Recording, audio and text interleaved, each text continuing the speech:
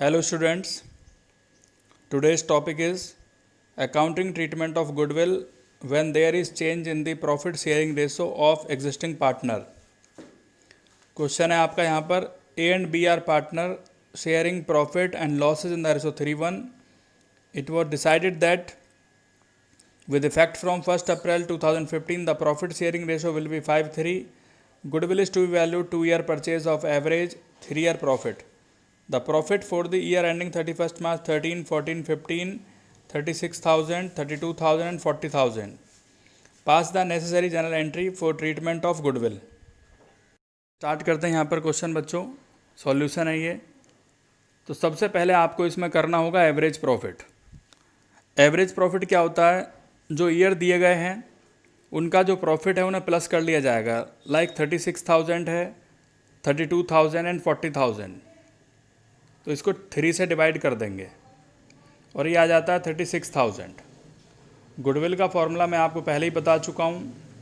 Average profit multiply number of year purchase 72,000। Old ratio A and B का 3:1 है, new ratio A and B का 5:3 है। Sacrifice और gain, sacrifice formula क्या होता है? Old ratio minus new ratio. Old ratio है 3/4 और न्यू रेशो है 5/8। आप इसमें एलसीएम लेंगे, 8 एलसीएम आएगा क्योंकि ये दोनों से कट जाता है, डिवाइड हो जाता है। 8 को 4 से डिवाइड करेंगे 2 और 2 3 जा 6। 8 को 8 से डिवाइड करेंगे 1, 1 5 जा 5, यानी 6 - 5 1/8। प्लस में आएगा तो सेक्रीफाइस है। बी का है 1/4 - 3/8। 8 एलसीएम आ गया, 8/4 2, 2 1 जा 2।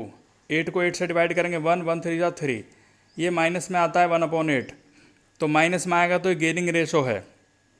अब ए है सेक्रीफाइस, ए सेक्रीफाइस करता है 72,000 गुडविल का 1/8 यानी कि 9,000, और बी हैज़ गेन्ड 72,000 का 1/8 9,000। आपको गेनर को ही ऑलवेज डेबिट करना है।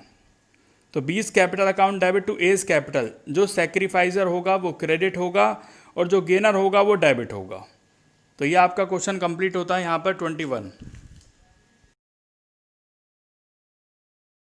नेक्स्ट क्वेश्चन है आपका A B C are partner sharing profit 732। From 1st April 15 they decided to share profit and losses in the ratio 8:3.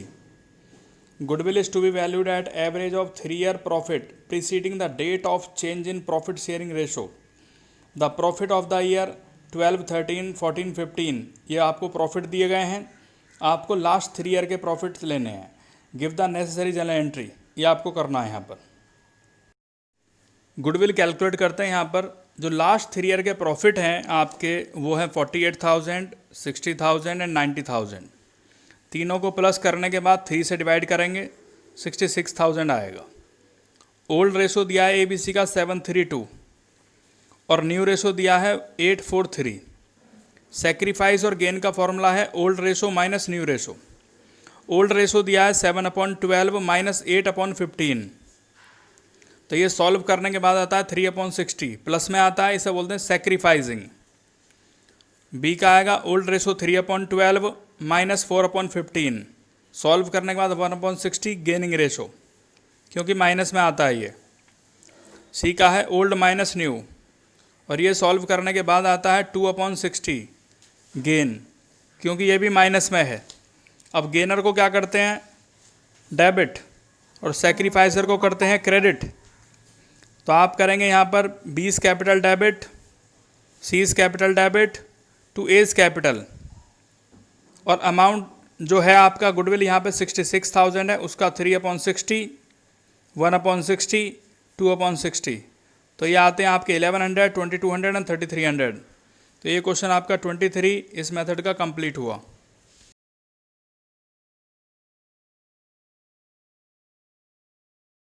Next method है आपका accounting treatment of reserve and accumulated profit when there is a change in the profit sharing ratio of existing partner. Question है यहाँ पर A and B are partner in a firm sharing profit in the ratio 3:2। They decided to share profit in the ratio 3:4 with effect from 1st April 16. On that date, there was a credit balance 70,000 in their profit and loss account. Pass the necessary journal entry, assuming that partner decided to distribute the profit.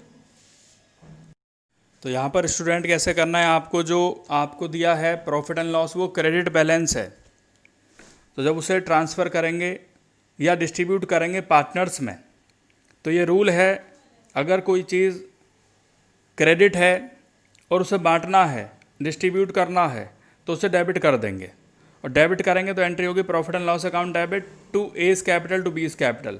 Partners में distribute करना है और जो ratio दिया है वो दिया है 3:2, यानी 3 और 2 में से डिस्ट्रीब्यूट करना होगा। तो 70,000 का 3/5 42,000 और 70,000 का 2/5 28,000। तो ये क्वेश्चन आपका 24 कंप्लीट हुआ।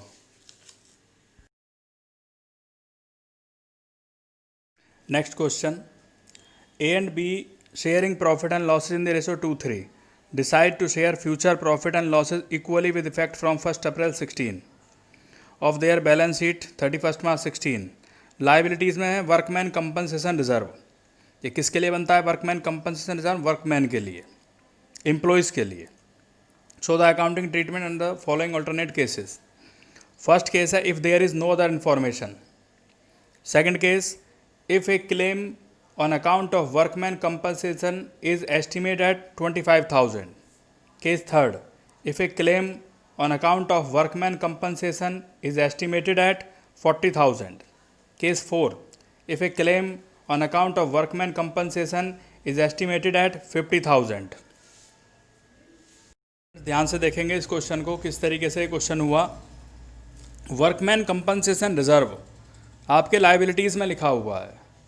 इट मीन्स वो क्रेडिट है, और क्रेडिट है और उसे डिस्ट्रीब्यूट करना है, बांटना है कि उसका ट्रीटमेंट कैसे होगा।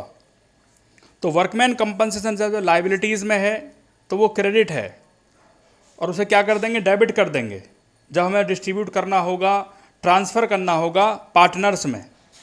तो डिस्ट्रीब्यूट करेंगे, एंट्री होगी workman compensation reserve account debit to A's capital to B's capital. 2 partner में डिस्ट्रीब्यूट करना है और उसका रेशो दिया है 2:3, यानी 40,000 का 2/5 और 40,000 का 3/5। ये अमाउंट आ जाते हैं 16,000 24,000। सेकेंड केस है if A claim on account of workman compensation is estimated 25,000। अब हमारे पास जो रिजर्व है वो 40,000 का है और जो क्लेम है वो 25,000 का है। तो 25,000 तो क्लेम में चले गए, कितना अमाउंट रह गया? 40,000 में से 25,000 क्लेम में चले गए, हमारे रह गए 15,000।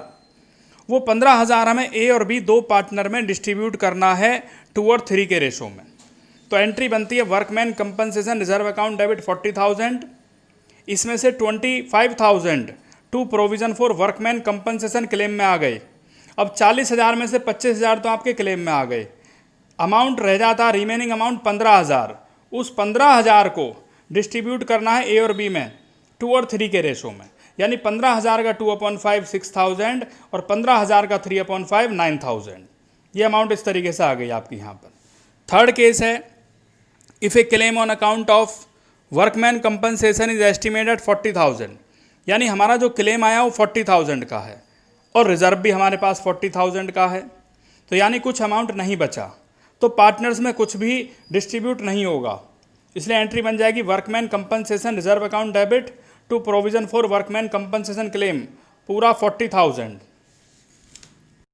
फोर्थ केस है और फोर्थ केस में लिखा हुआ है कि if A claim on account of workman compensation is estimated 50,000। अब स्टूडेंट हमारे पास जो रिजर्व है वर्कमैन कंपनसेशन का वो 40,000 का है और क्लेम आया 50,000 का, तो हमें 10,000 का लॉस हो गया, जो अमाउंट हमें अपने पास से देना पड़ेगा। तो जो लॉस हुआ है वो किस नाम से लिखा जाएगा? वो लिखा जाएगा रिवैल्यूएशन के नाम से। आपको याद रखना है वो लॉस किस नाम से लिखा जाएगा? रिवैल्यूएशन के नेम से लिखा जाएगा। तो पहला होगा workman compensation reserve account debit 40,000, क्योंकि क्लेम 50,000 का आया है तो 40,000 तो रिजर्व में से चले गए, बाकी 10,000 रुपये का हमें लॉस हो गया, तो वो लेंगे आप revaluation account debit 10,000 to provision for workman compensation claim 50,000। अब ये जो लॉस हुआ है 10,000 का, इसको पार्टनर बियर करेंगे। अब ये लॉस है, लॉस होता है डेबिट, जब इसे डिस्ट्रीब्यूट करेंगे तो ये क्रेडिट हो जाएगा। और डेबिट कौन होंगे? जिनमें डिस्ट्रीब्यूट करना है, यानी कि A is capital debit, B is capital debit to revaluation, और उसे आप बांटेंगे जो आपका 2 और 3 का रेशो दिया है, यानी कि 4000 और 6000, ये अमाउंट आपका आ जाएगा। ये क्वेश्चन आपका कंप्लीट हुआ।